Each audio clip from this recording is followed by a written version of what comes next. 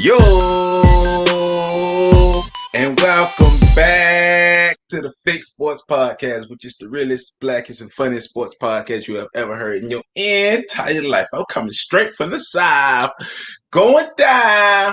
Audio shop talk right in your ear hole, brought to you by yours truly and my homeboys, Mr. Sam, Dixie, and Javard Grant, right here on the Fake Sports Podcast, on the greatest podcast network ever, the Freedom Train Network, at www.freedomtrainradio.com. So I know y'all like, what the other bald head dude at? He ain't here today. He had to go. I can't even think of a good lie to tell. By the end of the show, we're going to think of a good rumor to start about him. But don't tell him we started this rumor, even though he might watch this, but he ain't going to really know it's about him. But we're going to start a rumor. But my dog Doc can't make it today, but we're going to hold it down. Shout out to Doc. And so we're going to be back next week with our brackets on the greatest college football team the past 40 years. So today is going to be more of the traditional fix episode, but I got my dogs in the building, so we're going to spice it up and have some fun, throw out some more opinions. Before we get into our topics and things, remember that the fix is brought to you by On the Shoulders of Giants, and On the Shoulders of Giants brings you African history at your fingertips and on the go through the book series, the blog, the online courses, which is all available on the website at www.onshoulders1.com. Nonprofit organization also on the website. The app, which is available on the website. And you can get face-to-face classes or at this time, virtual classes. All you got to do is contact On the Shoulders of Giants and you can get all of your historical needs met. Our stories from our perspective at your fingertips. www.ontheshoulders1.com. Is y'all ready? We about to get up in it. We ain't doing that thing now. We got to get up in it. I said, ooh it. Y'all looking at me like, hell yeah. This nigga go crazy. You sound like an OG frat brother. I know, right? I was almost about to throw the hook up and do the dance. I can't do that. I can't do that. They're gonna be mad at me. This gonna go viral for real. I do that. Hey man, so we got a couple topics for y'all. Y'all know how we do. We got to get the rundown of these topics. I start with our HBCU spotlight, and then we get into our weekly rant. So our HBCU spotlight, we're aiming at Coach Rudy Hubbard. Something great that happened in his life, and if you ain't heard it yet, then bam, we breaking news to you. Then our top story is that boy Urban Meyer. His chest don't hurt no more, and he got him another coaching job with the Jacksonville Jaguars. So we're gonna get into that because that's interesting to me, and I want to get my homeboys' opinion on Urban Meyer. Then Warren Sapp. Javard, did you see the Warren Sapp interview on Club Shay Shay? I saw a clip of Okay. it. Oh, so you saw the Mount Rushmore clip? Yes. Right. So we getting into that. I'm not saying he wrong, but we do want to get into that and a little bit of that interview as well, because I just watched the whole interview. We're gonna talk about these Houston Texans and the shit show that's going on over there right now in Houston. To the point where J.J. Watt had to apologize to Deshaun Watson for wasting a great year of his career. So the question is, should Deshaun Watson be getting the hell up out of Houston? Should he pull a James Harden in a Deshaun Watson way? So then we're going to talk about these NFL playoffs, give our opinions on who's going to win and who's going to lose. And then we are going to talk about James Harden, the trade, and the whole mass of bodies that moved all over the place. Then our weekly rant is aimed at Kyrie Irving once again. So Kyrie Irving getting it twice already in season 6. This time, he has left the team and don't nobody know why. And it showed up in the video that he had a party with a whole bunch of people with no mask on. And it seemed like allegedly he violating COVID protocols. Y'all know we got to say allegedly because we be the media, man. So allegedly. So that's how we getting it in. But y'all know we got to start this thing off with that HBCU spotlight there, shout. Man, I wish I had my fan U music. I used to be in that, getting it with my with that Say La La music. I got to get that back, man. I think with copyrights, goddamn copyrights. So Rudy Hubbard was pleasantly surprised when he received a phone call on Monday informing him of his newly elected status into the College Football Hall of Fame. The former FAMU football coach and Tallahassee resident learned of the selection They forgot to put the. They put learned of selection. They forgot learned of the selection before the official announcement that aired on the noon broadcast of ESPN Sports Center by the National Football Foundation on Monday. I didn't even know I was nominated. I just got the info saying I was in. I thought they made a mistake, Hubbard said. That's a great quote. That's a great quote. That sounds like an old coach right there. Yeah. He also said, I've seen too many times when someone gets in after they are dead. I'm just glad I'm here to see this. I'm so happy and humbled by this honor. That's a great answer. So the 74-year-old joins Jake Gaither and Billy Joe as the Rattler coaches in the College Football Hall of Fame. Hubbard, a native of Hubbard, Ohio, what a coincidence, played running back for Woody Hayes at Ohio State from 1965 to 67. Did you all know that? I did not know that. Me neither. That was a surprise to me because when I first read the headlines, it was said former Ohio State running back and FAMU coach is elected to College Football Hall of Fame. I'm like, who are they talking about? Then it was like Rudy Hubbard. I'm like, he played at Ohio State. So all of my knowledge of him is thinking about FAMU. I mean, of course, in my head, I knew. Okay, he obviously probably played college football somewhere. Right. I just never really thought about it. Like all my association with him was Florida A&M. Yeah. I was thinking he went to FAMU and all that. Yeah. So it says after his playing days, he became the first Black assistant coach in Buckeyes history when hired by Hayes in 1968. So not only is he going to the Hall of Fame, well, not only did he play for Ohio State, but he made history as becoming the first assistant head coach. That's what's up. So his first year at FAMU, they went 6-5. However, the team progressively upgraded each fall. The pinnacle of dominance occurred in 1978 when the Rattlers won the inaugural Division I AA National Championship. They beat UMass 35-28 on December 16th and finished the season 12-1. Yes, FAMU is the only Black college to win a Division I national championship. Bam, in your face. If you ain't go to FAMU, you jealous right now.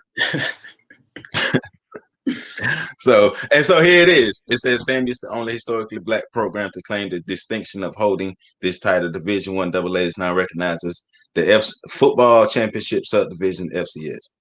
The last quote, it says, "Coach deserves this honor to be a guy who pulled the trigger for him.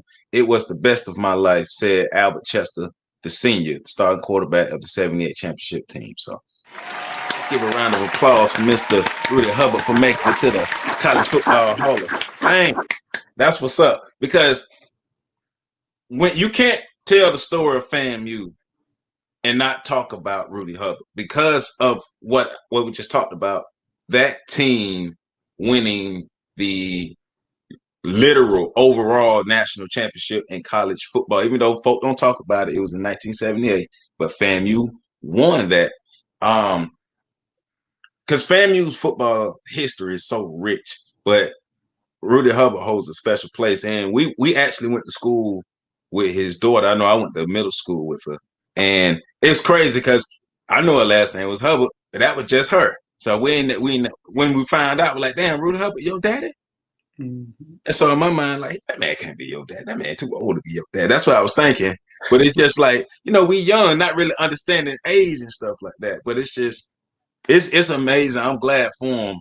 And once again, talk about things like this because getting over the myth that if you go to a Black college, then you can't achieve things on another level or higher levels in sports, in the realm of sports. And we're seeing now that whether it's on the field or off the field, excellence is going to be recognized all over the place, especially now that we have more means to get the information out ourselves. So what's y'all thoughts on this overall of Rudy Hubbard getting into this College Football Hall of Fame? Go ahead, Grant, start with you. You got the FAMU shirt on.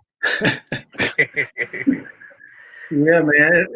Like you said in the opening, I didn't really know much about his past prior to being the head coach at FAMU, and I just assumed he was already in the Hall of Fame. Me too. I think that any coach with any tenure with that level of success just automatically gets into the Hall of Fame. Yeah.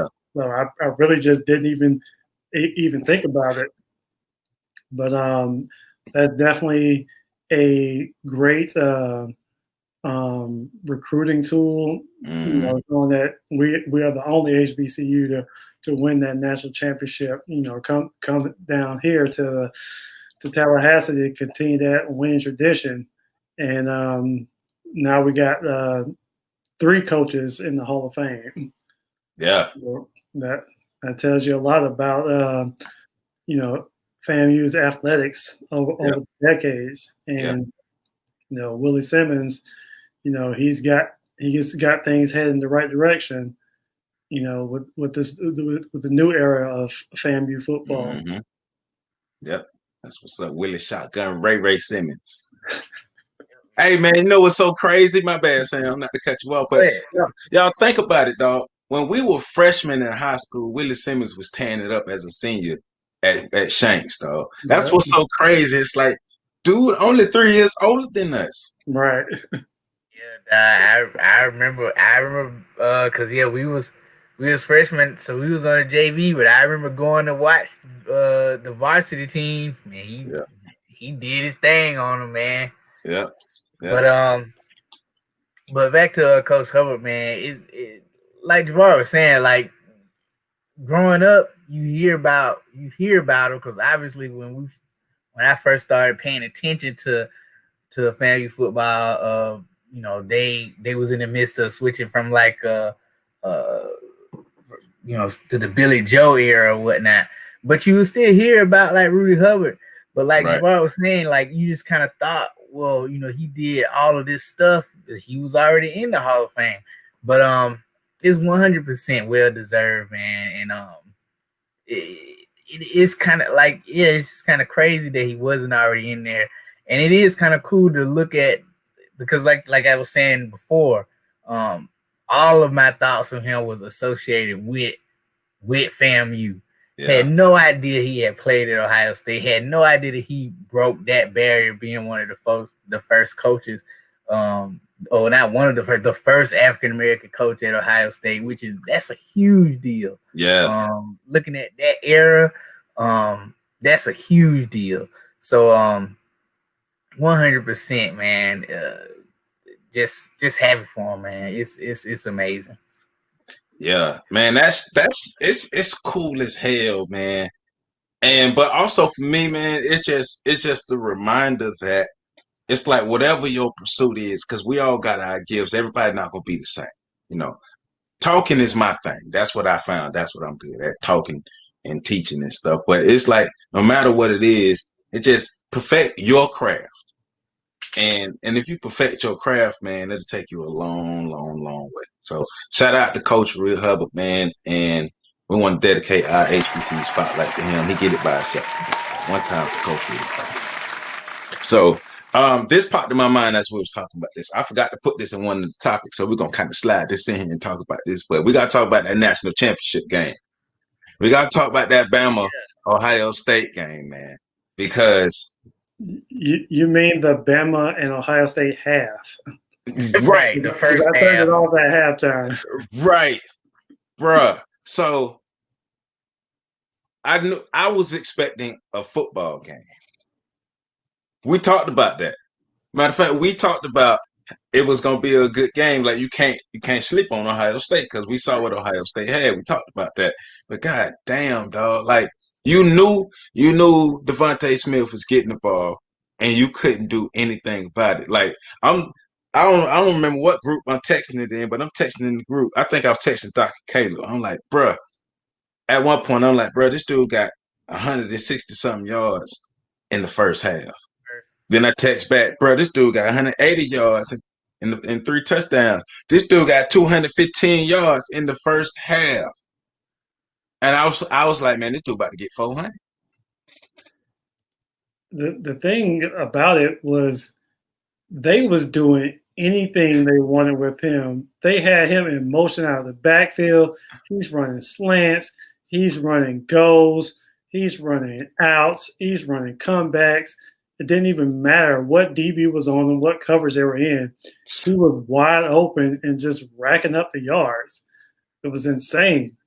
And when I look at him, I think I might have said this on one of the earlier podcasts, but he reminds me of Marvin Harrison. Yeah.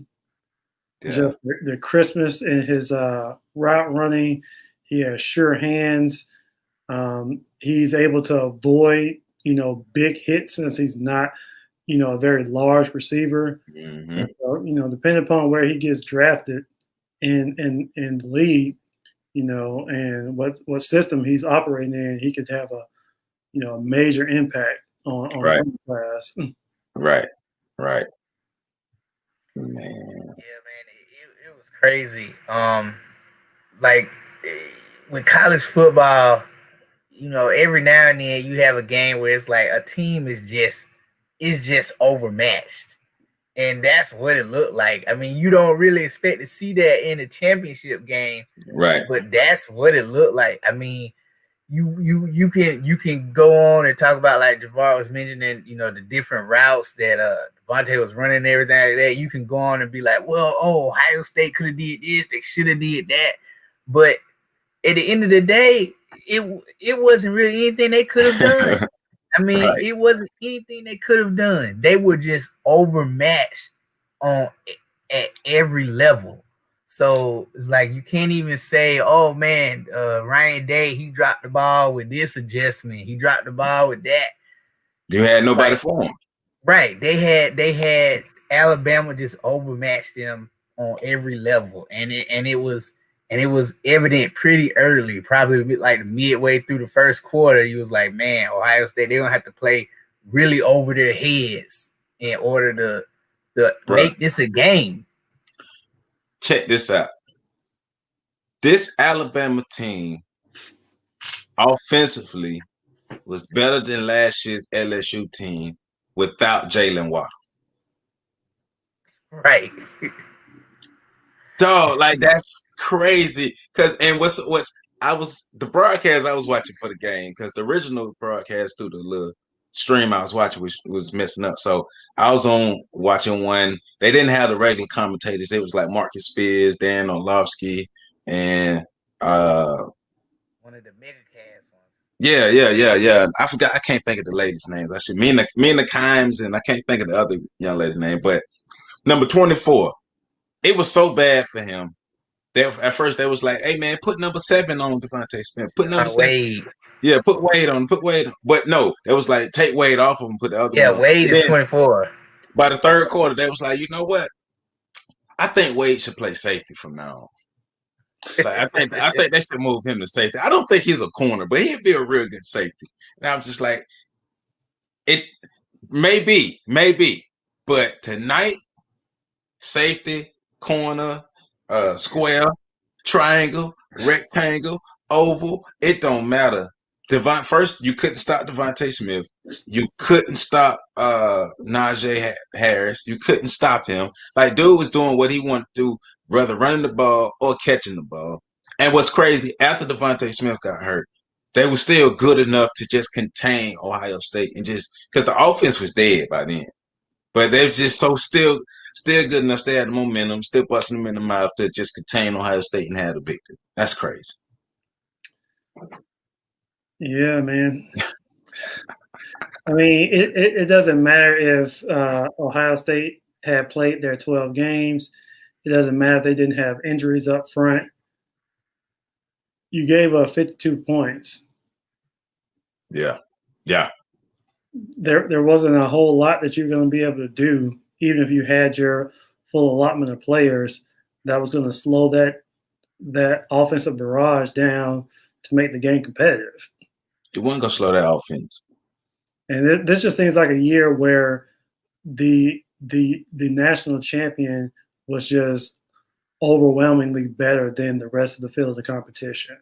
This 2 years in a row that the national champion came from the SEC and was just dominant over everybody else. Because they had the number one quarterback in the country, number one running back in the country, and the number one wide receiver in the country.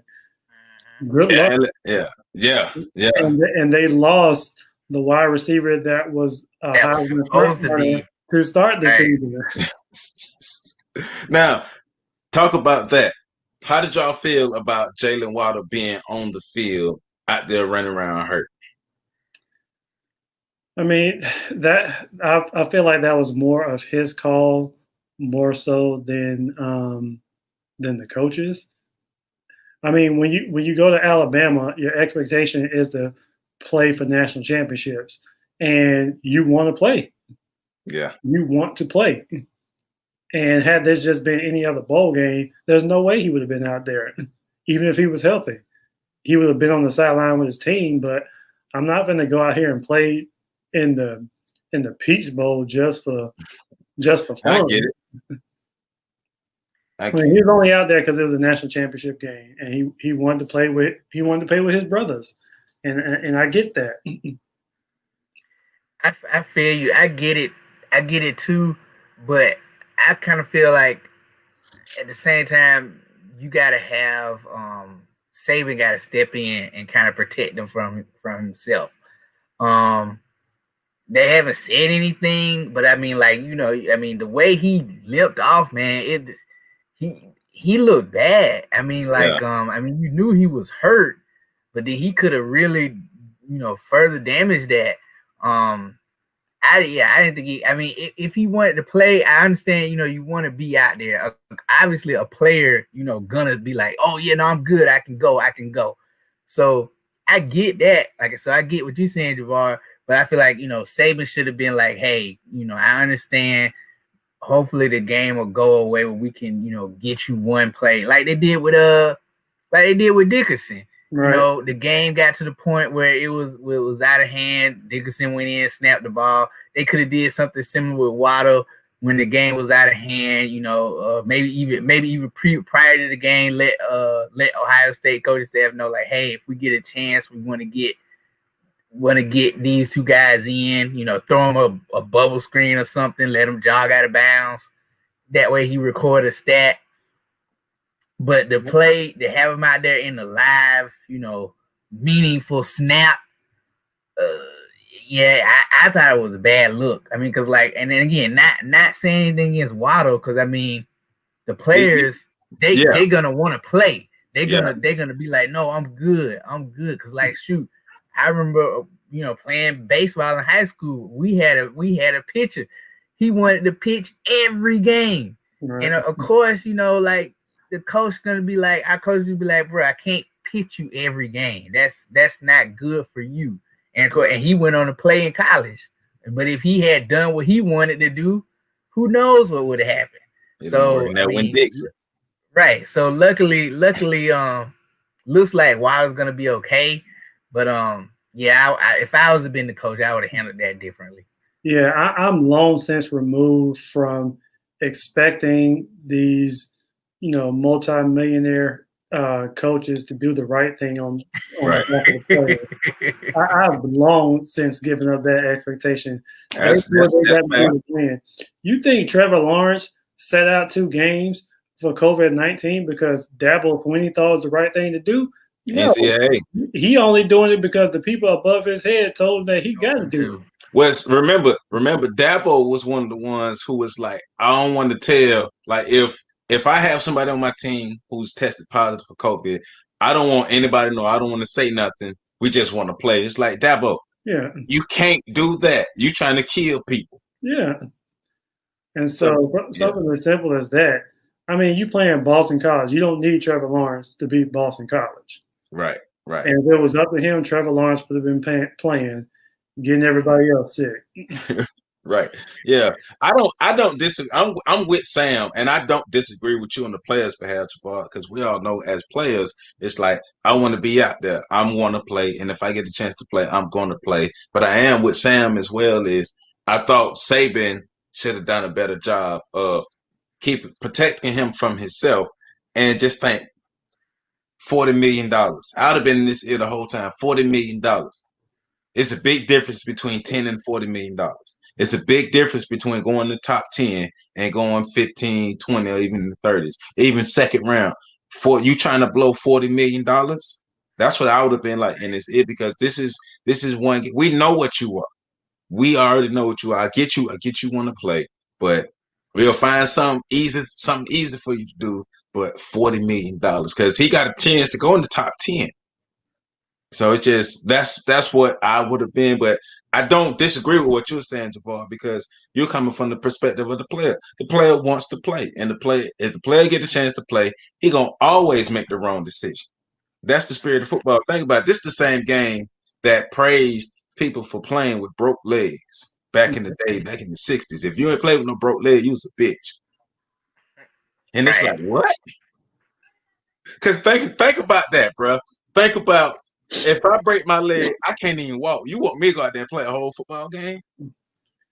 I mean, just think about how they used to describe head injuries in the game. Oh, he just got dinged up. Yeah, got his bell wrong. He got his bell wrong.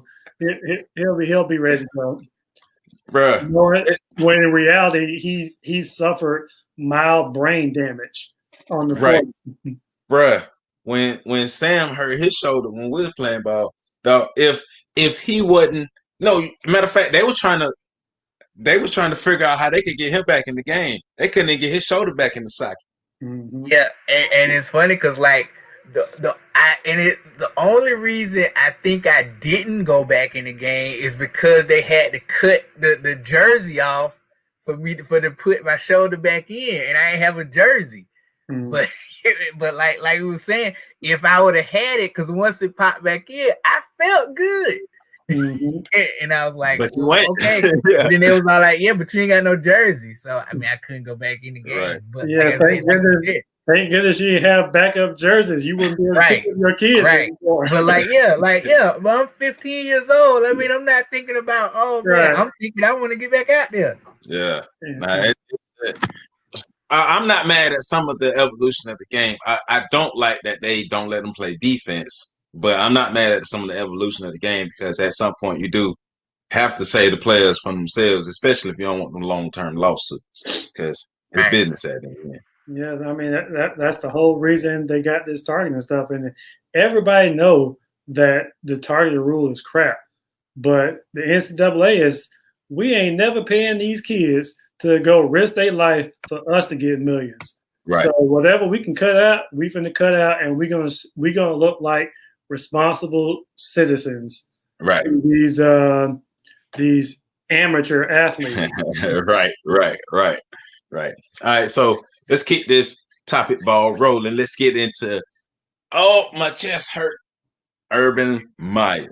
Hey, that piss. Is it just me? But every time the going get tough, his chest start hurting.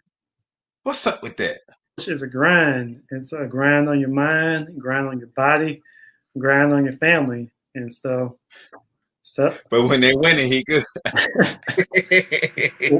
Winning cures everything. There you go. So the Jacksonville Jaguars have signed Urban Meyer as their new head coach coming into this 2021 season. And I want to know from y'all. I'm gonna start with you, Sam. I want to know from y'all. Did Jacksonville, in your mind, do you think Jacksonville make the right move? Yeah, yes and no. I mean, it's the right move, as it's gonna get people talking about it. It's gonna get the season ticket holders excited, you know, rather than some offensive coordinator from Buffalo or something like that. That like, oh, who is that? I never heard of that guy. But that may be a great coach, but it's like, oh, I don't even know who that is. Everybody knows who Urban. I mean, like people know that's a name So I think it's right as far as that, like drumming up, interest. But now as far as like, can he win in the NFL? That'll remains to be seen. Because I think like what I was just talking about with college, so much of winning in college is getting the players, getting the best players. Most of the times when you one of those top programs, it's probably only 4 games that you really that you playing against a team that's actually capable of beating you. Yeah. So those 4 games, you got to ramp up your coaching and preparation. The other games, okay, I can roll the ball out here and we're gonna crush these teams.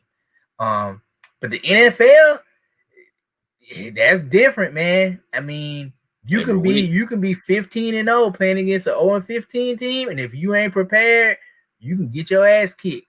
So it'll be interesting to see how he does when it's talent for talent. Everybody is the same. And in this scenario, even though it's talent for talent, he has one of the lesser talented teams. Yep. So what about you, Grant? I mean, I look at it from the perspective of it's the right job for Urban Meyer to take. As opposed to, is he a good fit for Jacksonville to take as their head coach? Because Urban Meyer is coming to 1-15 team. Yeah. And so there's no expectations off the top, because if you go 5-11 next year, you're doing something good. You're right. You're improving. And then he also has the number 1 pick. So your success as a coach in the NFL really hinders on the quarterback that you either inherit or are able to acquire via the draft or via trade. Because, I mean, let's look at people like Vrabel in Tennessee. Vrabel is only thought of as a good coach because Tannehill actually came there and produced, and they've gone to the playoffs back-to-back years. And you got Derrick Henry. Yeah, you look at someone like Matt LaFleur in Green Bay.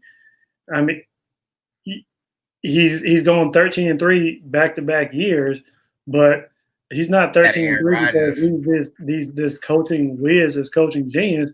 You got Aaron Rodgers. Yeah. Who's probably going to win the MVP this year.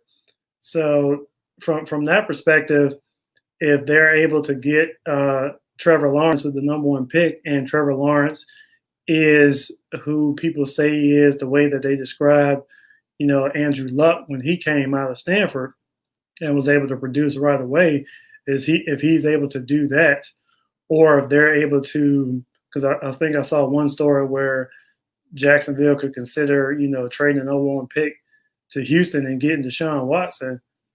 And if your quarterback position is going to be solidified, that's good for Urban Meyer's tenure. And then going back to what Sam said, that's going to be able to drum up more business from, the base that he already has in Florida from his days as the Gators head coach. Yeah.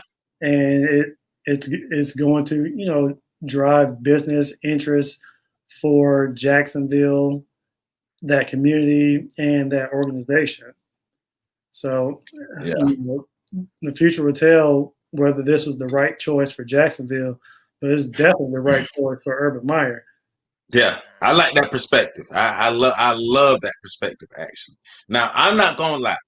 I've learned the league. I've learned the NFL. The NFL ain't no damn cakewalk. And a lot of people look at the NFL like it's college football. And they are mistaken. It's the ultimate team game and the ultimate 4-quarter game. Like when it comes to football, it's the ultimate. And you have to really be good at this level. So we saw somebody like a Jimmy Johnson come from Miami, then go to Dallas and was able to have success. But Jimmy Johnson was special. Jimmy Johnson is an outlier because let's just be real. Even the great Nick Saban couldn't come to the NFL. He wasn't successful in the league. That's why he had Alabama, because he wasn't successful with the Dolphins. So I'm not saying Urban Meyer can't be successful, but for me, it's one of those, I'm not excited. I'm just going to sit back and wait to see what actually happens. I'm not going to act like he's going to turn the franchise around, but I'm not going to say that he can't, because, of course, we know his history of being able to turn around teams. But at the same time, that was college with kids. This is the NFL with grown men who make more money than you. and it's about cooperation. So let me ask y'all this, because Javard, you talked about being able to acquire a quarterback or inherit a quarterback. So I want to talk. Well, we know damn well ain't no inheritance going on in Jacksonville. We know that. So I was watching one of them clips on YouTube, and somebody threw out a scenario. What do you all think about?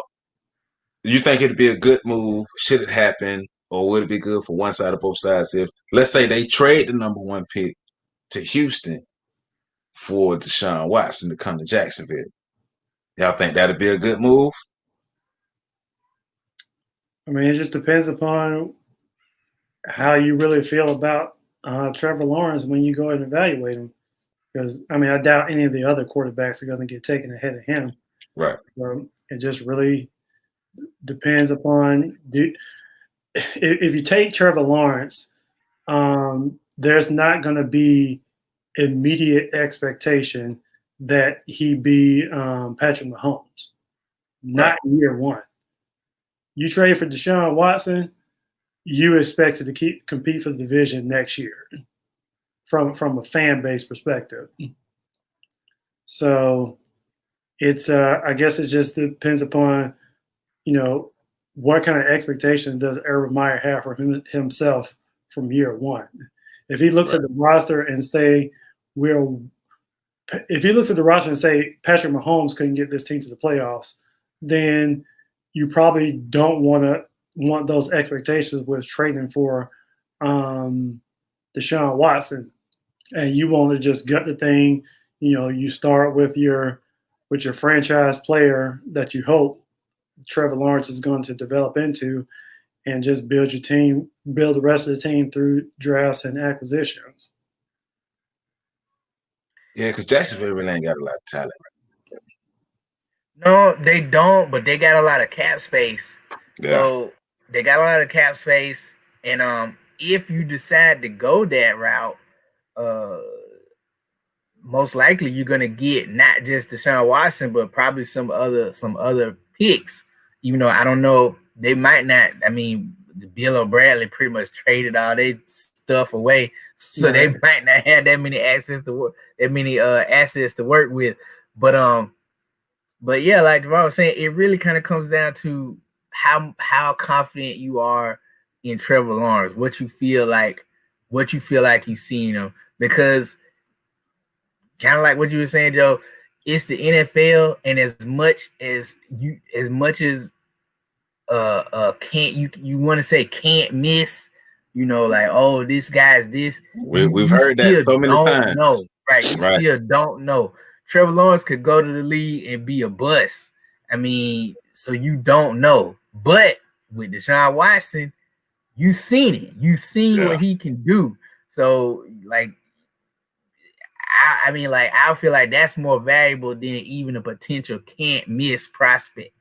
But like I said, that just goes back to how confident you are in your evaluation and your own ability to evaluate and project what a guy is going to be. Yeah. So if you that strongly about what he's going to be, you may feel like the best option is to stand pat.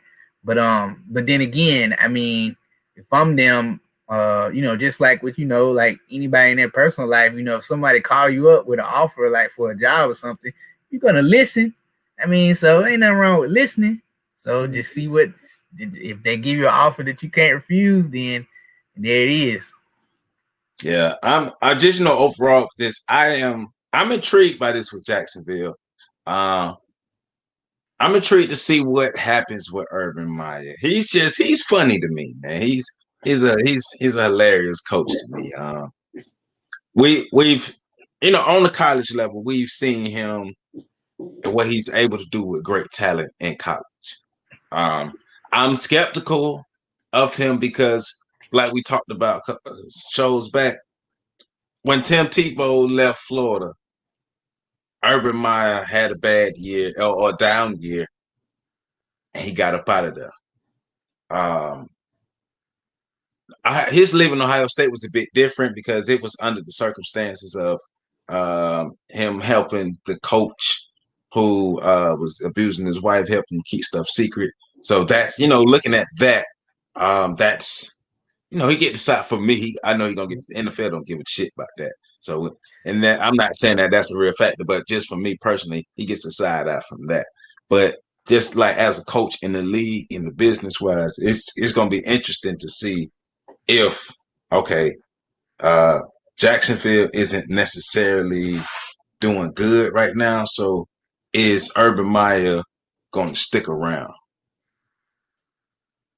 Or is he going to give it his all? Or will something else come up? So that's the only real trepidation. Also, I'm interested to see how that offense work in the league. So, all right. So let's keep this. Let's move on. Like Maya said, she be moving on. Y'all remember that song? So the real question is, do we remember Maya? Did we forget Maya? That's a better question. I follow her on Instagram right now.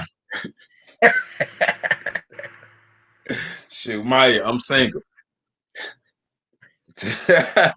So Warren Sapp was a guest on Club Shay Shay, Shannon Sharp's podcast. Y'all make sure y'all check it out. And they got into a discussion about, Shannon Sharp asked him about the Mount Rushmore of the youth. That's only 4 players. And we talked about 87 Miami last week, where I talked about 01 Miami, and we talked about the greatness of the U starting back from like 86 to like 02, or maybe 03, 04. So Miami have had a plethora of great players. So Warren Sapp's Mount Rushmore, and he didn't even put himself on. So his Mount Rushmore is Jim Otto. I know some of y'all are a little too young. Y'all don't know about that Jim Otto. But Jim Otto, Jerome Brown, Michael Irvin, and Sean Taylor. He was about to say Ed Reed, but he was like, nah, Sean Taylor. So I know a lot of people saw that. It was like, man, Warren Sapp tripping.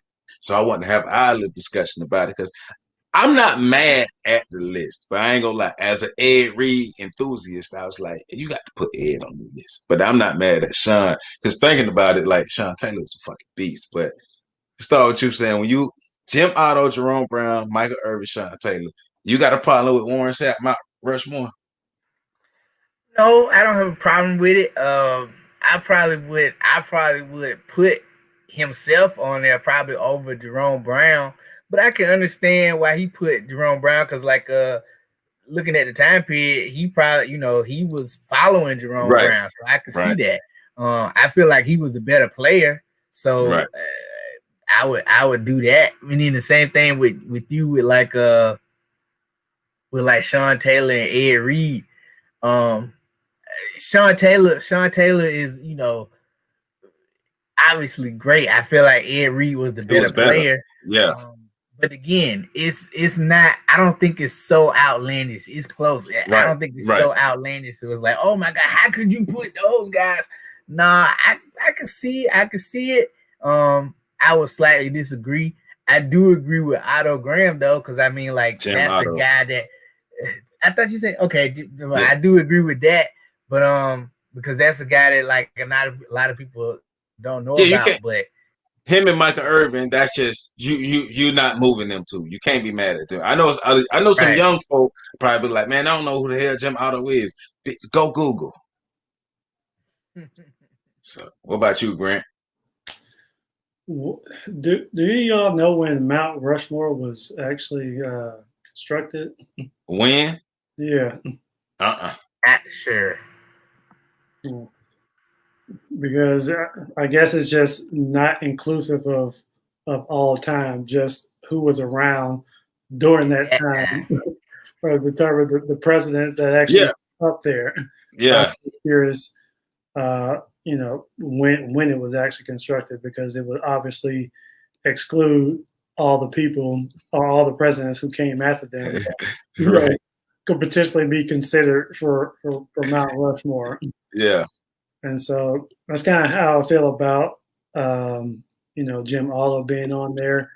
You wanna pay a ode to your entire history of your university, but kind of like our discussion last week, would his skill set actually translate to the modern day game? And that's just I mean, that's nothing we can ever answer for sure, but that's kind of it. Kind of just is what it is for these hypothetical discussions. But I mean, it's his list. He's going to have far more knowledge than I ever will about the players who played for Miami, both their their collegiate and their professional in the professional leagues. So, I mean, I really don't have a problem with it. I think Sean Taylor could possibly have more of a sentimental pick, because everything that happened. Because he died at such an early age and he didn't actually get to fulfill his pro career and live out his life. So I think maybe that played a part in why he chose that. But I don't disagree with his talent overall. Sean Taylor was an eminently talented player. Yeah. And some people thought he should have started over Ed Reed, but Ed Reed's impact was just too great to actually see him not be, the starting player for that team. So, I mean, and if he's going to be humble enough to omit himself from the Mount Rushmore when he knows in his heart of heart that he was a great college and pro player, and I imagine he was a great high school and he played tight end. He played tight end. So someone's humble enough to omit themselves from the list, then I can't really have too much, issue with who he decides to put on that Mount Rushmore. Yeah, it's one of those where I ain't mad at him, but the Ed Reed enthusiast in me was like, hey, I put Ed on there, but I'm not mad at the list. Like you said, it's not an egregious list. It's not like he put The Rock on there or something like that. So are you biased towards Ed Reed because he a homeboy that you met at a wedding? I know I am. We friends. I still be talking about it to this day. Every time I see him, I see on TV. Oh yeah, there go my good buddy Ed Reed. Remember that time we had that conversation? Yep. Oh, yeah, man. But but it's just like, for me, like I say, Ed Reed, I think, is the greatest safety to play football. Not only like as a defender, he was an eraser as a tackler. He could knock you out. He could open field tackle. He could cover. He was a ball hawk, and when he got his hands on the ball, he was going to score. What other DB you can't say that about any other defensive back in the league history. Right, Deion could tackle, but Deion couldn't tackle like Ed Reed. Everything else Deion could do. But so it's, and Ed Reed was good enough to play offense. So it's to me, but like I say, I'm not mad at the list. So I know a lot of people are. I know a lot of people probably expect us to go off on him. It's the U, man. They had so many great players. So all right. So we hit on it a bit earlier, talking about maybe Deshaun Watson to Jacksonville. But Deshaun got to get the hell up out of Houston. He got to pull a James Harden, but he ain't the same type of person as James Harden, so he ain't gonna go to the strip club and come back overweight. But let's just put our Adam Schefter and what's the other dude? What's his name? Look like the Hulk.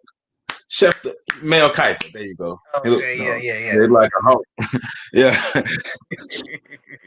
So let's put our Schefter and Mel Kiper hats on. What would be the best landing spot for Deshaun Watson? We'll start with you, Grant. Coming out of Houston, what's a good landing spot for Deshaun Watson? So one of the things that I heard is that Miami could consider trading Tua, get Deshaun Watson, because they were 10-6 and 10-6, and they're a quarterback away from being in the playoffs. Yeah. And so, because I feel like they think that they're in a win now mode, and do they want to wait on Tua to become what they hope he could be? But there's a chance that Tua is what we saw from him this year, which is not an elite NFL quarterback. I've been saying that. And so that is a potential opportunity for Deshaun Watson. Yeah. Like I've been saying for a while on this show that Tua, I didn't really believe, I didn't see that magic, that NFL quarterback magic in Tua. I thought, to me, Tua is a really good college quarterback, a solid NFL quarterback, but not a franchise-changing NFL quarterback. I mean, when you're getting bitched for Fitzpatrick, that is alarming. Yeah, I think Tua is in that Kirk Cousins range. So what do you think Deshaun Watson could go, Sam? Oh man, the Dolphins is an intriguing one. I can't remember what outlet it was. It might have been NFL Network talking about possibly San Francisco, and that kind of intrigued me a little bit, because I was thinking, man, with that running attack and with pairing them with go back Kittle, yeah, I mean, I think they could do some good things. I mean, I know they got the contract with Jimmy Garoppolo, so I mean, I don't know, the numbers wise, if it's actually feasible to do, but if they could, I feel like that would be definitely an upgrade, and probably put them over the top. One other thing I would think of is like whatever team, or if he gets hired, if somebody hires Eric Bieniemy, they should try to get Deshaun Watson. Yeah, because Deshaun Watson got a lot of the similar skills to a lot of the similar skill set to Mahomes. Right. And if Bieniemy's coming from there, and he could kind of put that same kind of stuff into there, I think that could be a really good combination. Yeah. But then somebody got to hire Bieniemy, and that's a whole nother discussion. I don't understand why he hasn't gotten hired yet, other than now you understand. Right. You understand why. Do we have to say it? I mean, you're the offensive coordinator for a team that went AFC Championship and lost that game because defensive end jumped off sides. Super Bowl and number one seed. And in between those 3 years, you had the league MVP at quarterback. And you can't get a job as a head coach, but some scrubs is getting jobs. Right. All right. You know what I hate? You're talking to people, us. Like, nigga, just say black. Say black. They say black. Stop being scared, man. But it's just like that. It's hard for that not to be the first thing to come to your mind with Airbnb. What else does he have to do? If it was Urban Meyer just got a job based off of what he did in college. Like, are y'all serious? And it just crazy. I mean, a lot of it is dependent upon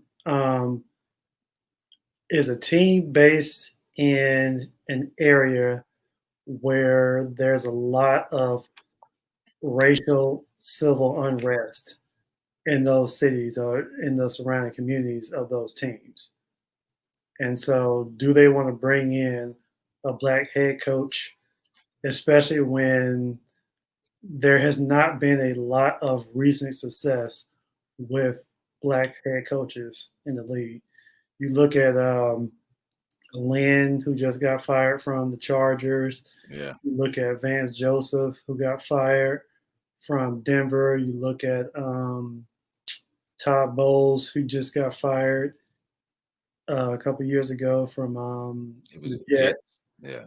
And I guess there's just some teams that just don't want to take that risk right now. for whatever reason. Now, San Diego getting Bieniemy would have been nice. That would have been nice. Or LA, whatever they are now. So. But the reality of the NFL is you're not going to fire a black coach and then hire a black coach. Right. They're going to happen. Now, let me ask y'all this with Deshaun Watson, because I was listening earlier. What about Deshaun Watson to Chicago? What's funny is they could have had him already. Now I know. They could have had Deshaun. They passed up Deshaun Watson to Patrick Mahomes for Mitchell Trubisky. I was like, when I saw it, because I was watching Trubisky that year, and I was like, but the thing that was so bad is not only did they pass on Deshaun Watson and they traded Mahomes, up. They traded up to they get traded up. Trubisky, yep. And the 49ers weren't even going to draft the quarterback. No way. Nobody. They weren't going to take him. The 49ers totally fleeced them. Yes. But and now you got fleeced and you're looking for a new quarterback. Right. So but yeah, that would be a good fit too.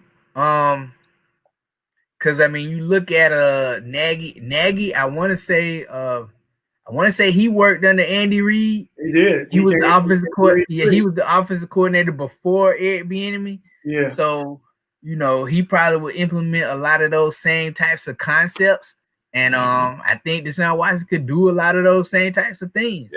Yeah, me too. I actually like that. I like the idea of Deshaun either in Chicago or Miami.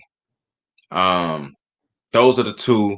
When I heard about Chicago landing first, so I was thinking about that, and then just listening to Javard talk about Miami started getting me to think, because I forgot Miami was a pretty good team this year. But then I was like, okay, so you're gonna trade Tua then. Tua gonna get traded to Houston.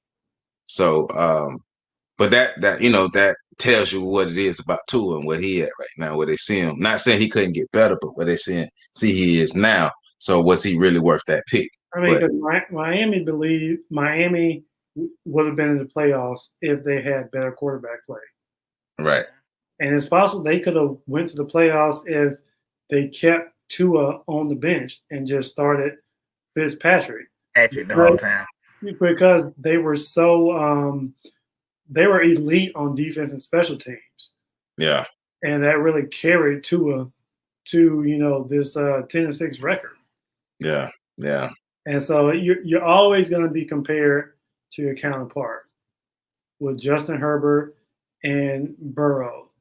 And Joe Burrow was having the team was crap, and that's what you expect from the team that has the number one pick. Yeah. No, you don't really expect a quarterback to be able to save them. So their record was going to be pretty miserable this year had he not got hurt.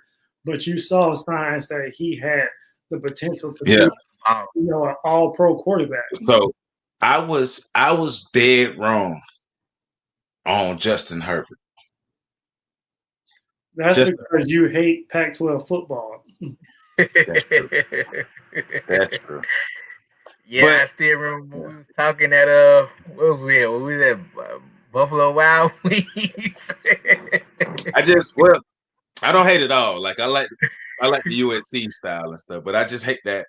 I do hate that. But it's like Herbert fits nice in that LA Chargers system. He fits nice in that system. Who else? Herbert. Oh yeah, Joe Burrow was good. So those two quarterbacks. So Herbert, Burrow, and Tua.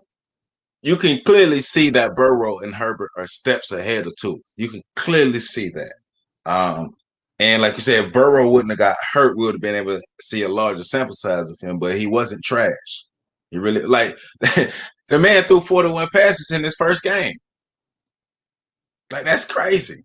But hey, man. So Deshaun Watson landing spots that we think will be good for him: Chicago, Miami, or even possibly maybe the Jacksonville spot. But Jacksonville don't have the talent for me, man. So I would say Chicago or Miami would be good places. Those are the top two for me. All right. let's talk about these NFL playoffs real quick, man. We got these games. You know, this is what we live for. We love the regular season, but we really, really, really love these playoffs because this is where legends are made. And we got the Rams versus the Packers. Go Pack, go. Ravens versus the Bills, Browns versus the Chiefs, and the Saints versus the Bucks. That's the game I really want to see because playoff Tom Brady versus playoff Drew Brees. We've never seen it before. And we finally get to see Tom. Tom pretty much played all the greats, played against all the great quarterbacks of his era.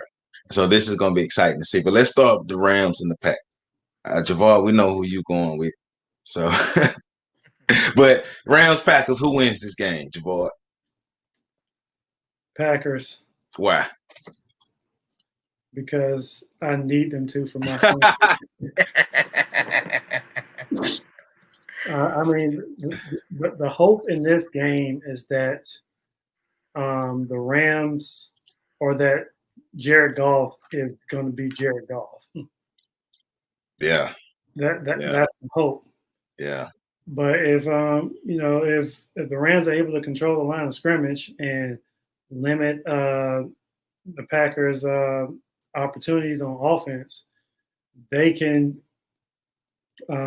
mistake their way into scoring more points than Green Bay. And so that's what happened last week. That Seattle was the better team. It's just that there was nothing they could do about that pass rush. Yeah. So they ended up with a lot of, or they ended up with fewer possessions. Right. And they were and then, Cam Akers just made me shake my head more about these 5-star athletes that come through Florida State and it don't translate to no wins. And then he go out there looking like. Yeah, because he's been balling. Cam Akers been balling this year, man. Like the Rams won in the actual sense of getting rid of Todd Gurley and sticking with what they had. But then, like, you know what? There's a hidden gem in the draft because we knew Cam Akers was live. We knew that because we seen FSU was just trash. Cam Akers was live. Cam Akers was one of the best running backs in college football in his time. Just FSU was just so trash. Not a lot of people was able to see it, but they got a hidden gem. Yeah. Yeah, he broke Dalvin Cook's freshman record. Yeah. And Dalvin Cook, much to Doc's chagrin, is the greatest running back in Florida State history. Hey, Florida State to put 2 straight running backs in the league who, at least so far in the league, has produced. So who win for you, Sam? Rams or Packers? Sorry, Javard, but I actually think the Rams, man. I mean, and I'm gonna tell you, the reason is that, like you were talking about, the Rams defensive line and that injury to David Bakhtiari, that's gonna be huge. That's gonna be huge. I just don't see how. I just worry about them holding up with that pass rush that LA gonna have without him in the game. Because you're talking about arguably the best pass protector in the whole league, and now he's out. Right. So then you have that, and then what you were talking about, Cam Akers. So I can see the Rams basically, holding on to the ball and putting it in a situation where, yeah, you got Aaron Rodgers, but we're gonna limit his opportunities. And on those opportunities, we're going to put immense pressure on them. And then we got the secondary that we can match up so that we can generate this pressure without having to blitz. So, I mean, hey, it's going to be a good game, though. I'm looking forward to it. So we're not going to talk about this Devontae Adams, Jalen Ramsey matchup that we're going to see today? I mean, it all depends upon, how well they can protect Aaron Rodgers. Because as much as I love Jalen Ramsey, he does not want that smoke from Devontae Adams. You think so? Oh, I know so. Why you say that? Why you say that, Grant? Why you say that? Tell the people why you say that. I have to say it because I'm a Packers. But if you give straight up though, if Aaron Rodgers has the time it's gonna be interesting because Devontae will get his. Let's just be real now. Because Devontae is the rare wide receiver that doesn't have to use his hands to get separation from DBs. He does it all with his footwork. He's the best route runner in the league. Right. Yeah. So he on that Chad Johnson program. Yeah. Yeah. So better than Chad Johnson. Well, no, I'm just saying as far as footwork and all those things there, you know. But all right, so I ain't gonna lie. I think I'm gonna go with the pack on this. I think I'm gonna go with the pack. Aaron Rodgers and them doing it. I think Aaron Rodgers can do his thing. I just don't trust Jared Goff that much. I trust their defense. I just don't trust Jared Goff. And the pack they've been on a good roll. So I think I do like the Rams' confidence coming into the game. But I think I'll give a slight edge to the Packers. I think I'll go with that. All right. So we got Ravens, Bills. And the Bills been playing good ball. So who win? Going back to you saying who win at the Ravens and the Bills? I think the Bills, man. And Josh Allen just been playing out of control. You know, a guy that I think we mentioned it last week. Surprise how he's been playing. Playing at an MVP level. I think the weather's was already in Lamar Jackson's head before they even got there, because he was just looking at the forecast and he was talking about, I never played in the snow before. Right. So I mean, I think that's going to be a big deal. I mean, that is in Buffalo. I mean, not so much because of the fans, because of the COVID, but you know, he's already thinking about the cold and snow. He's gonna. I mean, obviously, he's gonna be a big deal, and so if he's thinking about it, it's gonna be affecting him, and I think that's gonna be a difference in the game. Yeah. What about you, Grant? My money is on the Bills too. I just think that they're more of a complete team than Baltimore is right now. Baltimore has been fortunate to finally develop Dobbins in that running game because he's taking over for Mark Ingram. So, you know, they do have a guy that they can give the ball to 20 times a game, because that is, you know, their ability to make big plays in the passing game is relying on their ability to run the ball, both play action and the quarterback.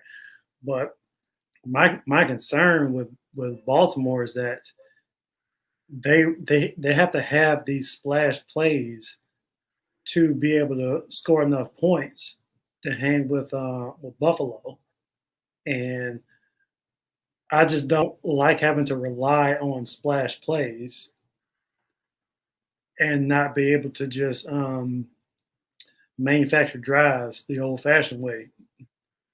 And so, with that concern, I just got to roll with Buffalo on this one. Yeah, so my heart is with Lamar Jackson because he needs this playoff as a black quarterback. Hate to put it on him like that, but it's the truth. He needs this win. But I was watching Buffalo play New England last year, and I saw the issues Tom Brady New England, even though that was a trash New England team. But I saw the confidence and that the Bills was playing with on both sides of the ball. And if it wasn't for a couple calls and stuff, Buffalo would have won that game. But I started paying attention to Buffalo a lot last year. Then this year, still paying attention to Buffalo, seeing what they're doing because their defense is crazy. So that's one thing I love about this game. Both teams come in with a pretty good defense, with good defenses, but Buffalo's defense is better.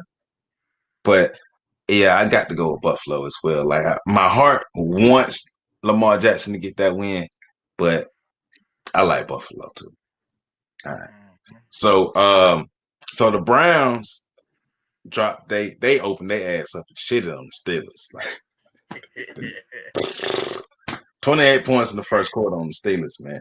So the Browns, their trophy is they get to play the Chiefs. So Baker Mayfield versus Patrick Mahomes, Browns in the Chiefs' house. Sam, who win? Oh man, Kansas City. Why? And for Patrick Mahomes, man, they got this alien playing quarterback that's doing stuff nobody's seen before. It's like they just playing on a whole nother level. It's like they almost look bored at times. Playing in actual NFL games.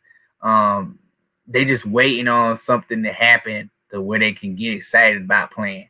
And this is the playoffs now, so it's gonna be that intensity is gonna be there. They're not gonna be waiting on, oh well, we gotta actually step on the gas. So them putting their best foot forward, I just don't see how the Browns can keep up. But you, Grant? I'm gonna take a line from the great Lee Corso. Closer than the experts think. Okay. That just go with the not so fast. I'm like, oh, you gonna pick Cleveland? I'm not hit you with the not so fast because I think Kansas City gonna win the game. So it's closer than the experts think. Okay. I mean, if you look at Kansas City's season, they didn't really blow a lot of teams out. They played a lot of close games because they get down to the wire and then they just enter the cheat code. And then, Patrick Mahomes has infinite life and infinite weapons. And but it was left, right, up, something like that. Yeah. And so, if Patrick Mahomes has the ball in a one-score game, 2 minutes, they win. He's gonna score. I do not see any way that Cleveland's going to be able to stop him. For me, like this is one of the better games for me. Like I think, all these games are good, but the intriguing part about this is I like Cleveland's defense. Now, I like the way Cleveland play ball. I love Baker Mayfield. Like I fucks with Baker Mayfield. Like I fuck with Baker Mayfield in college. I rock with him now. When Baker is on, Baker is on. Baker is the kind of quarterback. This is going to come down to which Baker Mayfield is going to show up. It's the football player Baker Mayfield going to show up. It's the asshole Baker Mayfield going to show up, right? Because if the asshole Baker Mayfield show up, this is a blowout. But if the good Baker Mayfield show up, like I'm with Grant, it's going to be closer than most people expect. Cleveland is not a team that you can sleep on. This is not the Cleveland team that we grew up watching. Like they actually have talent. Now,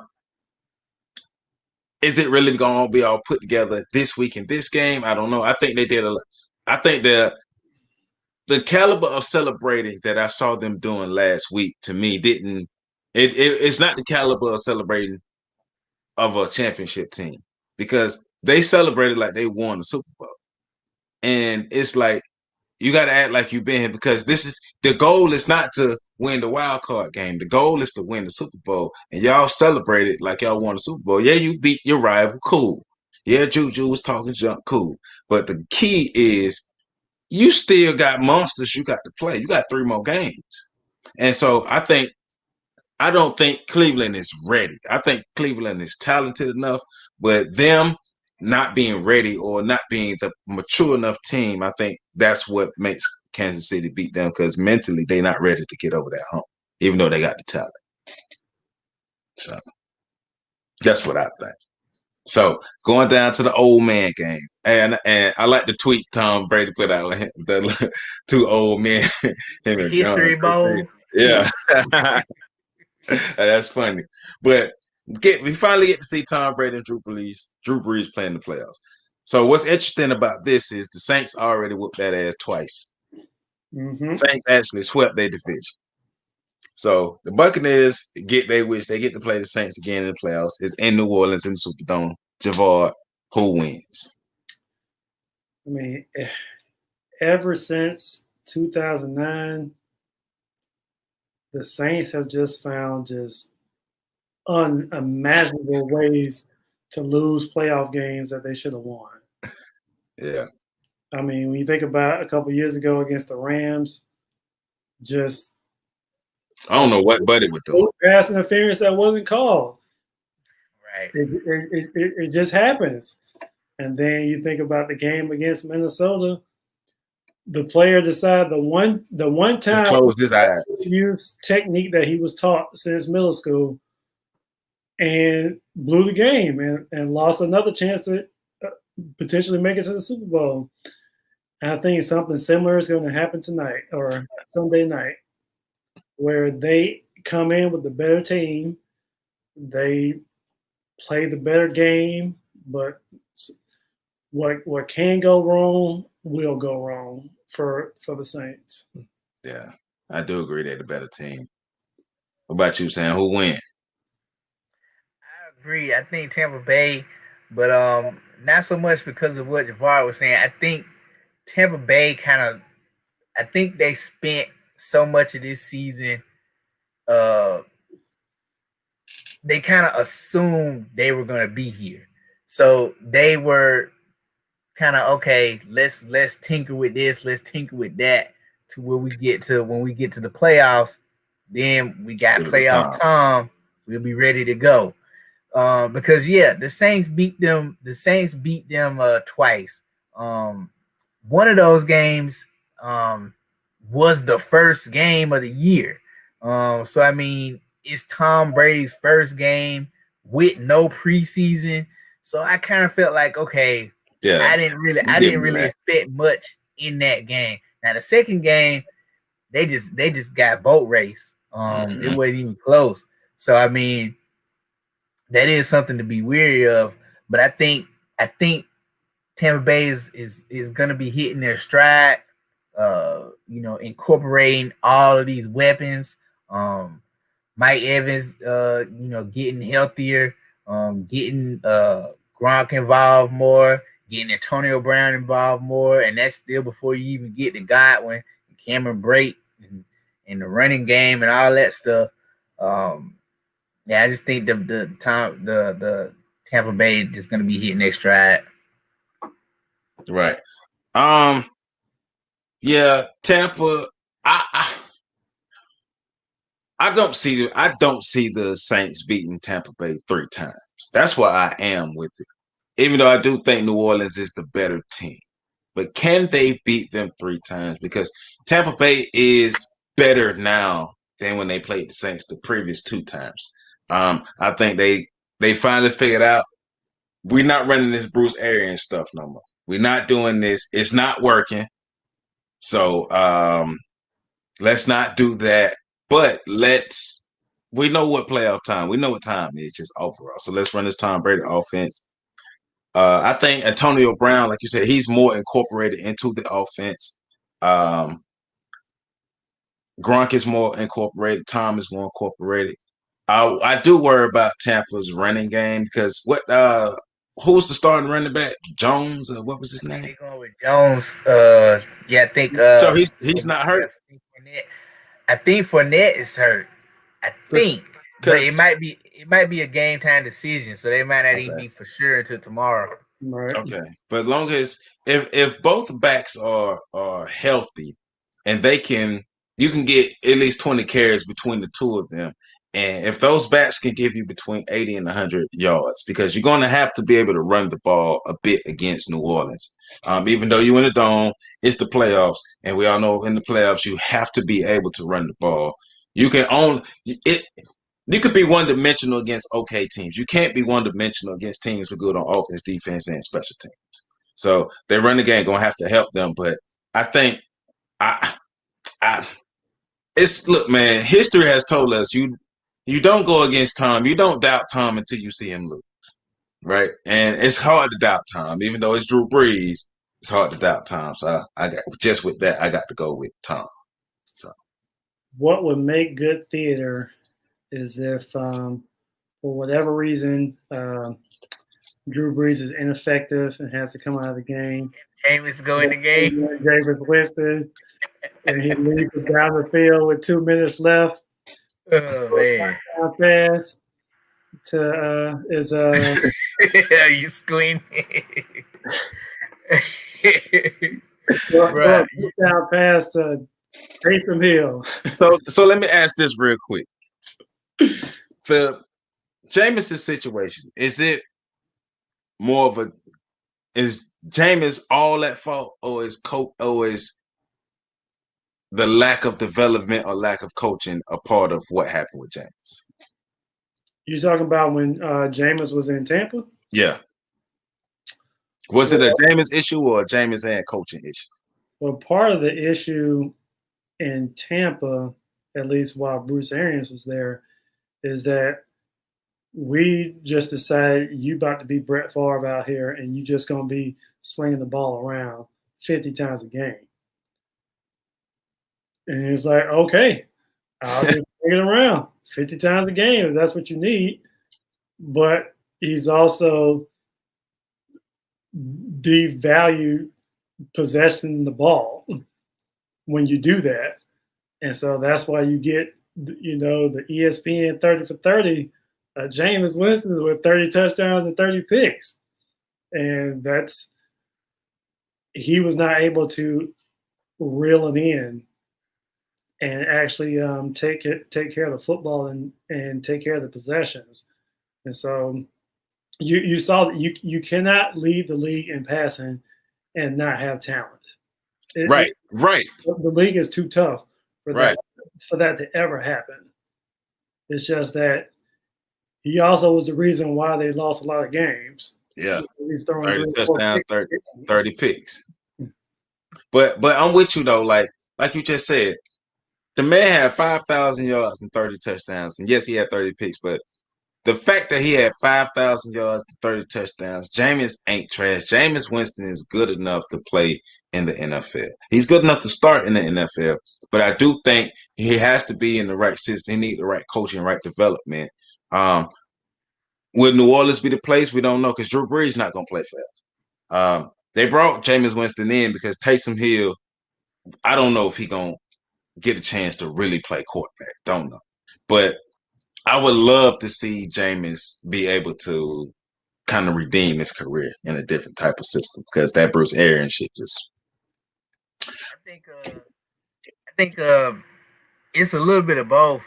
The thing with because the thing with Jameis with his time in Tampa, like it was always the team. They never got to that point where there was like a complete whole team. They just got there this year. Because like last year, it was Todd Bowles' first year as defense coordinator. They were better. They were really good at the end of the year.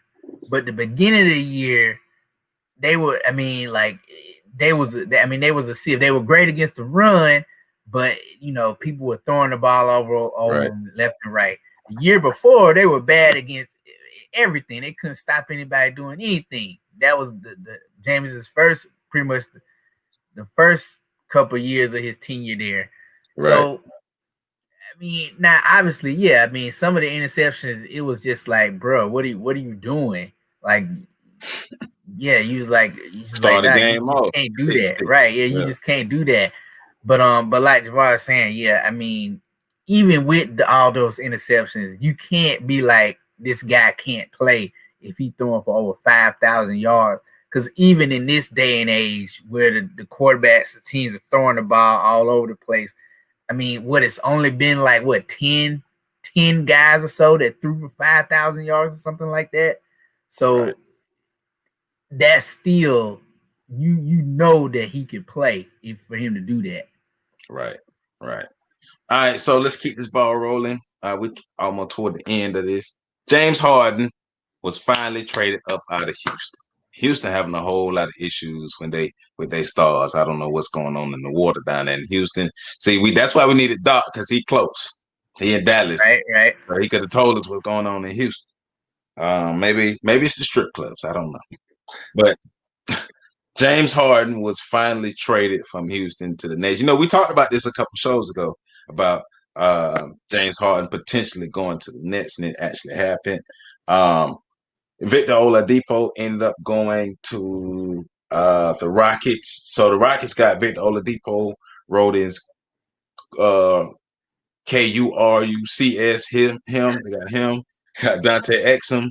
4 unprotected first-round picks. They got a Brooklyn 2022, 2024, and 2026, and the Milwaukee 2022, and 4 unprotected first-round pick swaps of 2021, 2023, 2025, and 2027.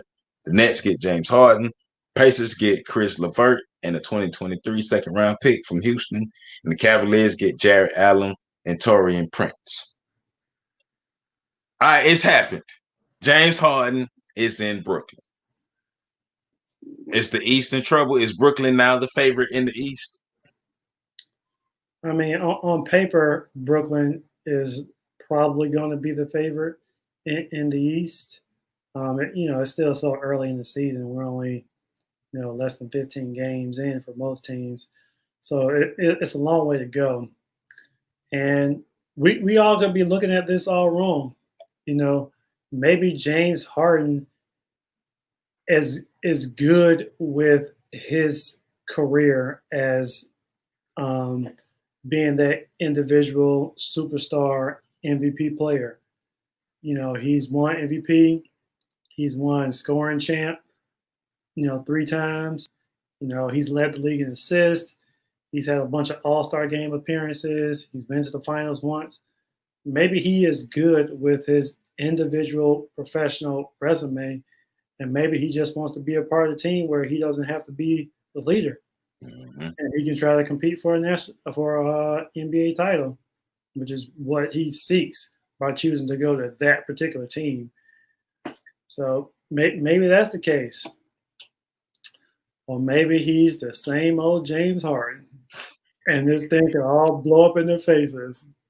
So, yeah. At the very least, it's going to be compelling TV to pay attention to, especially once we get, past the All-Star break and, we start seeing where teams are going to line up with the seeding and, get the playoffs. Charles Barkley is stupid. Man, he done went from the Splash Brothers to the Dribble Brothers. I mean, he's not wrong. He's not wrong though. He ain't.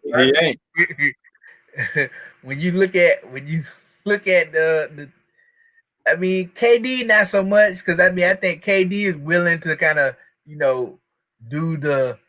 make the right basketball, play the right way type of play, but Kyrie and James Harden, boy, they gonna pound that ball into the ground. So, but it's gonna be interesting, man. I mean, I'm more interested to see not so much how James is with it. I want to see how Kyrie is with it whenever he get back from his unpaid time off, or however they did it. Because Kyrie thinks that this is his team. Right, and he thought that the Cleveland team was his team, and LeBron was coming to play with him. Right. That was his mindset. So hold on, let's not go all the way in on, because we got plenty of time for Kyrie. So let's hold on, let's flip. But we do have to talk about him in a sense because he's on the team. But like we talked about a couple weeks ago, he's the third option now. Right. And he needs to get that through his mind. Kyrie, you're good, but you're not that good to be the first or the second option on this particular team. You are the third option. So can Kyrie really can he be Chris Bosh? Can Kyrie can he lower his ego to be Chris Bosh or Kevin Love? And that's going to be hard because his game in particular is predicated on him having the ball, because he is a non-distributing point guard. And so if he's not even a distributor, he can't just sit in the corner and wait for the ball to come to him and shoot threes. That's not his game at all. His game is he needs to create separation, especially given since he's a smaller guard. Yeah. So he needs airspace and he needs room to get to the basket. And it's hard to do that stuff without the ball. Yeah. And you only got 24 seconds for you, James, and KD to touch the ball. I'm worried about. Also, I'm worried more about their depth as well as a team. Because now as we're talking, do they really beat? Yes, you have a better collection of talent than Milwaukee, but do you really beat Milwaukee? Do you beat a Philadelphia team now that's coached by Doc Rivers, who's a big different team? If Joel Embiid and Ben Simmons are playing at the top, at the peak of their game, if they really balling, do they really beat those two teams? Can they beat Toronto? Well, that beat Toronto. Don't forget about Miami too, man. Miami and Boston.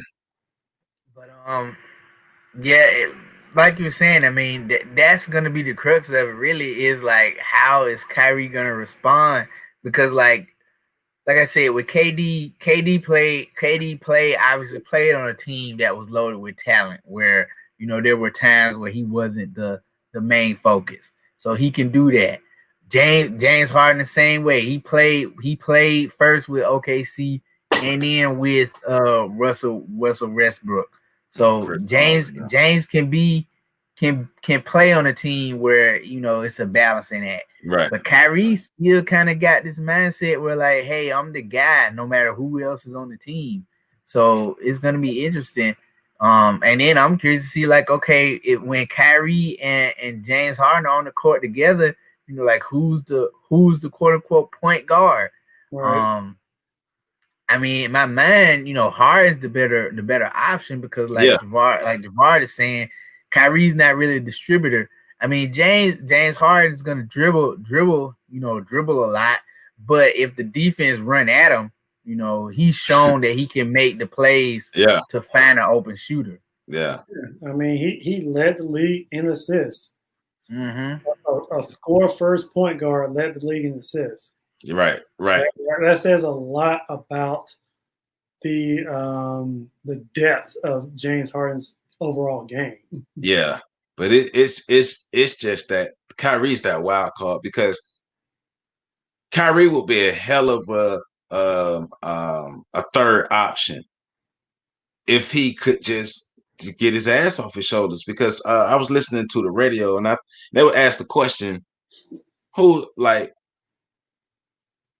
not necessarily just talent wise, but being able to win, who was a better trio, KD with Clay and Steph, or KD with James and Kyrie? And of course, with James and Kyrie, it still remains to be seen. But just thinking about it, I was like, I like the Clay and Steph, because like what Clay brings to because Steph can do everything Kyrie can do and lead, and then Clay can do everything Kyrie can do. Yeah, Kyrie could dribble better, but Clay can score 37 points in a quarter. So he played defense. He's one of the best defenders in the league when he's healthy. So it's that Kyrie, man, because like you saying, I don't understand why he think he should be the guy. What team have you actually led to real prominence, Kyrie? What team was good because of you? I mean, when you look back at that, 11 games that season. You look back at that Golden State trio. I mean, they move the ball to get the best shot, and you moving the ball in the air to do that. I don't know. I just don't know how they're going to gel when they got to move the ball on the ground to get shots, whether it's for themselves or for other people. Right. And it's difficult to see, a team win when your point guard is taking 27 shots and might have 2 assists. That's going to be challenging. Right. I mean, you're just not going to be able to overwhelm everybody 4 times in the series. Right. Just on your big 3 talent. Yeah. What's funny, I saw something. I saw a meme. It was true though, and I'm not mad at KD. He's never been on a team that was short of talent, because at first it was him, James, and Russell. Then he went to Golden State, and now it's him, James, and Kyrie. So, I just think Kevin Durant is just one of them talents that we don't second guess that shit. Like, All right, who's gonna stop him? Nobody. Nobody gonna stop him. So I mean, KD is the athletic version of, or the athletic evolution of Dirk Nowitzki. right. Um, so is it Nets Lakers? I think it is. I mean, the Lakers. I mean, I don't. They finishing. They continuing right where they left off. I mean, from last season, and I think the Nets. I mean, like I think by the time it gets to the playoff time, I think they will have figured out how to make, because that's just too much talent on one team to not make it out. I mean, because and I think they would have figured it out by then. But who knows? I mean, maybe we'll see. But unless, like I said, unless Kyrie implodes it, but that's just too much talent. I think by that time they would have figured it out. Yeah, like coming out of the West, the Clippers are likely their biggest threat, but the Clippers also may not make it to the Lakers. Right.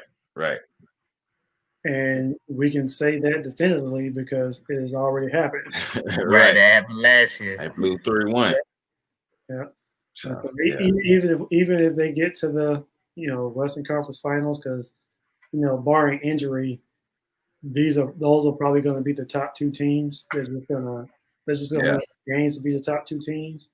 Barring any significant injuries to the star players. Right. To Paul George or Kawhi or LeBron or AD. So, all right. So let's move it to this rant, man. You goddamn Kyrie. Let's let loose in there now. We can go full go because Buddy went missing.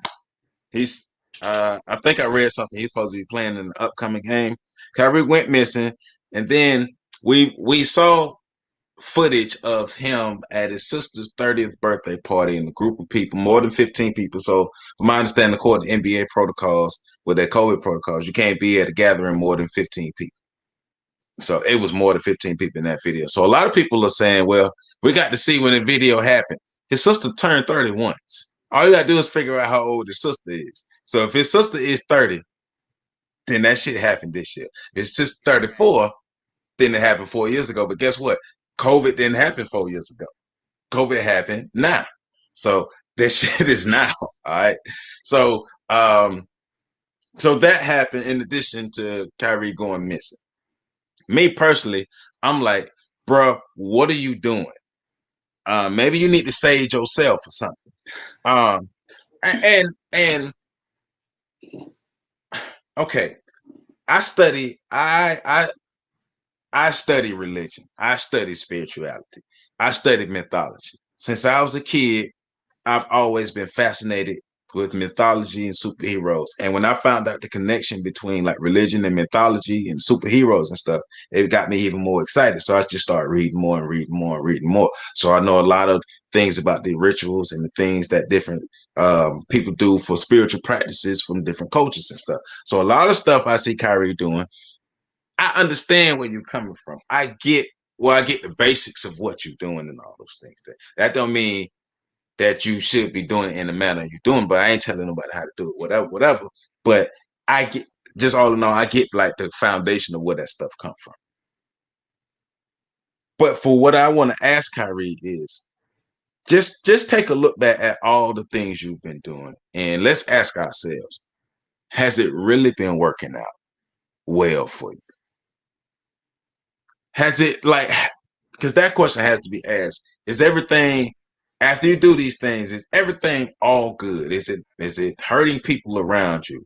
Because in this instance, you abandoned your team. So as teammates, we've all played team sports. As teammates, I'm looking at you sideways because you just left us out. As KD, I'm like, hey, man, I came here because of you. I could have stayed in Golden State, and we could have picked up where we left off. But I came here because of you. So what are you doing? So not only are you going missing, but then we see video of you at a possible situation where you could have exposed yourself to COVID. So what are you doing? Now, we already had to rant on Buddy once earlier for the dumb stuff he was saying, the dumb stuff he's doing, and the dumb stuff is continuing. So now we got Kyrie timelines happening. And my thing is, I don't get what he's doing. I'm not saying what my opinions and things are right, but what is right is the facts and things that we see. We see you abandon your team. We see you violate COVID protocols. What the fuck is going on, Kyrie? What the hell? It's crazy, bro. I mean, like you were saying, in the NBA, and he literally treated it like, you know, he working at TJ Maxx or something. Like he called up, said, "Hey, you know what? I want to request time off." "Oh no, you can't have time off." "Oh well, I'm gonna be out anyways." I'm like, bruh, you in the middle of the season. It's crazy, man. I mean, it's just like you said, it's a long string of things that's like, I mean, and it's not so much like, because he's not breaking laws and stuff, right? But it's like, it's just stuff that's like, for lack of a better word, just weird. Like, what are you doing? It's not helping him as a basketball player. Hey man, you can do whatever you want to do in your personal life. You can believe whatever you want. You can go wherever you want. Do whatever you want to do.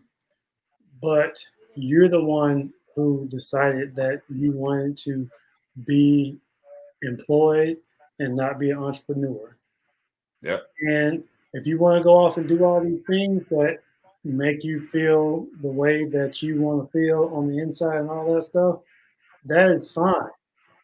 But if you cash in those checks, you still have an obligation to the person who is paying you. You've probably made enough money where you never actually have to play basketball again, and you can live off that income. You can choose to do that. You can choose to take your money and start up your own league that you want to do. I mean, it may not work out for you, but you know that is your option to do, and then you can follow whatever rules you want to follow. Yeah. But if you still want to cash the checks from the next organization, there is some expectation that they have of you giving you these millions of dollars. Or you can not accept the money and then go do whatever you want to do. Yeah. Yeah. And that's just called being an adult and being a leader. And that just, it emanates lousy leadership qualities from you.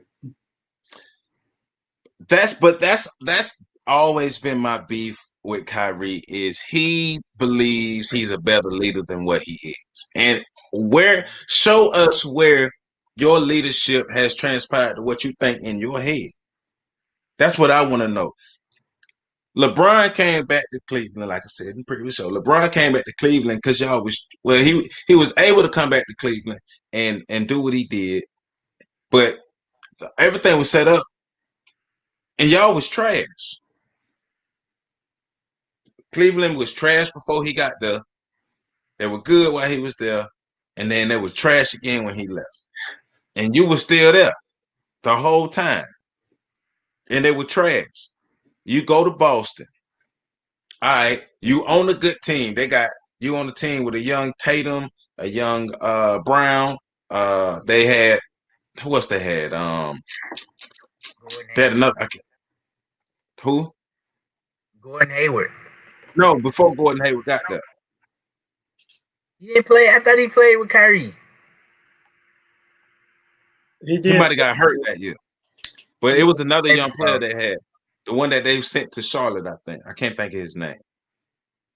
No, they got a player from Charlotte. They got no, because they got Kemba, but remember they had another young dude before they got Kemba. Oh, Terry Rozier. Yeah, yes. And so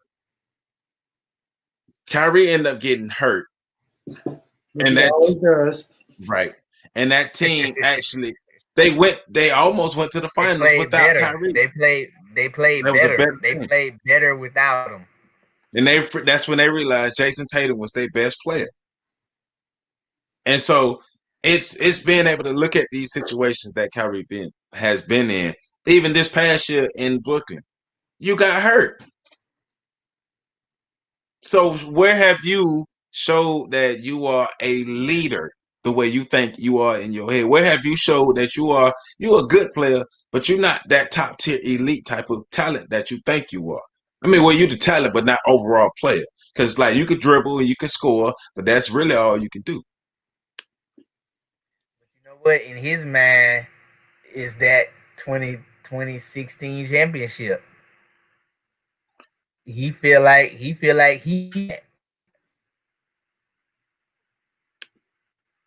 Bruh, look. I mean, he had one of the greatest shots, one of the biggest shots in finals history. And you know, if I was him too, you probably wouldn't be able to tell me anything about myself either. So from that perspective, I don't really fault him because he'll tell you go look at the tape if you think I'm not an elite player. Well, let's look at all the tape then, bro. Let's look at all of it. But no, I mean, he is elite. And that's the thing about Kyrie. Kyrie is an elite player, but Kyrie is not a number one player. He's not that top tier number one elite player. He's not top 5. He's not. He's top 10, but he's not top 5. There's a big difference between being number 7 or number 8 and then being number 2 or number 1. It's a gap. And you can't name 3 or 4 people in his position that's better than him. I would put Curry in front of him, but you can't name that many people that's better than him at that position. But until he proves that he can get his team over the hump, he got to chill out. And now you in a position to where, because I saw somebody, I was watching the clip on ESPN, and somebody was like, "Yeah, this was Kyrie's master plan the whole time to get James Harden in Brooklyn." But that's stupid to say because now he's the third option. So going back to what we were saying earlier, can he really be a great third option? Can he get his ass off his shoulders? Can the things in Brooklyn work the way they're supposed to work for Brooklyn to really be a team that's just not good on paper? Because Kyrie, unfortunately, he's put himself in the position to where he is the question mark because of the way he's been moving. I'm not saying you can't do what you want to do off the court, get spiritual, have whatever, do all of that. I encourage that. But you keep leaving your teammates out to dry at the end of the day. But Joe, the thing is, you saying he's the third option, but he doesn't see it that way. That's why he's leaving his teammates out to dry. He doesn't see him as he doesn't see himself as the third option. It's like it's similar. If you ever get a chance to look at some of the clips of like kind of linking it, bringing it full circle. Some of the clips of some of the Cleveland Cavaliers players the year before they drafted LeBron. A lot of them cats was talking about like, oh yeah, he'll be a great piece. He'll be a great piece. He'll come and fit in. They didn't realize, no, bro, this finna be his team. They didn't see it that way. But that's Kyrie. He looking at James Harden and Kevin Durant. Oh, they'll come here to help me. No, but that's what he sees. Yeah, no, it's crazy. Yeah, 2 league MVPs. He talking about you gonna help me. All right. I remember that clip from Darius Miles in Cleveland. Yeah. Yeah. I guess one of the funny things is that Kyrie Irving is the only one of that new big 3 in Brooklyn who don't feel like he needs validation. Because I got my validation. You saw my shot. I saved LeBron's legacy. That's his mentality. I'm the one who saved LeBron's legacy. I'm the greatest shot. If it wasn't for me, the LeBron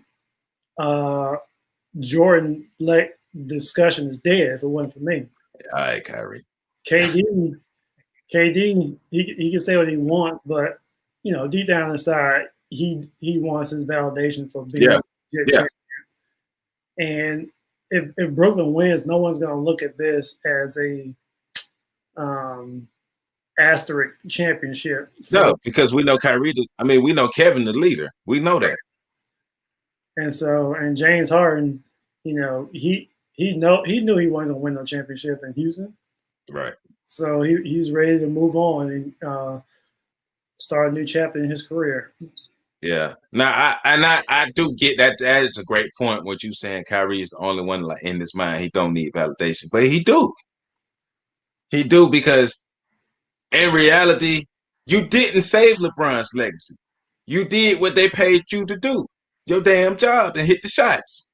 But if LeBron, the one that scored the 6 straight points to lead y'all back up to be in contention for you to hit that shot, if LeBron was not on that team, y'all wouldn't have been in the playoffs. Yeah, forget the finals. Y'all wouldn't even been in the playoffs. Right. Let's come on. Like, and I because I know that narrative is out there, and I know a lot of people who hate LeBron and Kyrie enthusiasts and stuff like that. But come on, man, let's be all the way real. If let's say the Cavaliers were still in the series years before, remember the same year that Kyrie and Kevin Love got hurt. The Warriors it was a 3-on-1 at that point. Right. We knew what it was, but Cleveland was still in the series because of LeBron. So let's say LeBron get hurt and Kevin Love get hurt, and it's just Kyrie out there. Oh, stop watching it. It's over. That's well. Right. Kyrie would have got pulled because the games were getting out of hand. Right. So and I get it. Every athlete, as an athlete, you're supposed to think of yourself as the best. But at some point, if in this situation, if he wants to win a championship, if he want to be in the finals, he gonna have to be real with himself and be a great, exceptional third option who can still get you like 20 points, but you're not gonna be that dude. So, hey man, I'm throwing my hands up. This we're just gonna watch it and see, man. I'm excited, but we're gonna have to watch it and see. Hey man, we appreciate y'all tuning in. This is our show, Fix Sports Podcast. I appreciate Sam and Javard. Hey man, I'm gonna have to kidnap y'all, man. Y'all gonna be part of this show. Y'all gonna be part of this show. I'm kidnapping y'all. Hey dog. So hey man, make sure y'all support us on Patreon at patreon.com/thefix. Of course, we're on the website, www.freedomtrainradio.com. Subscribe to our YouTube channel.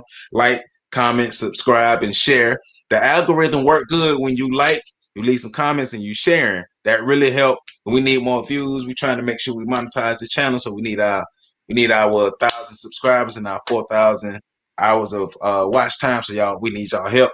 We're gonna continue to put this content out. Remember, we're on all podcast platforms, so y'all can check us out, whether you can just hear it or you want to see it on YouTube.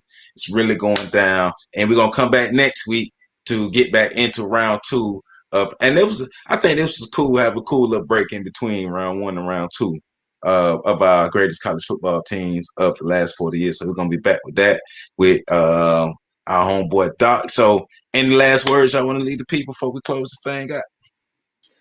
Go Pack, go. Go Pack, go. Can't wait to see these games, man. Right. And Dallas going to Super Bowl next year. All right. Man. Hey, man, y'all be cool, man.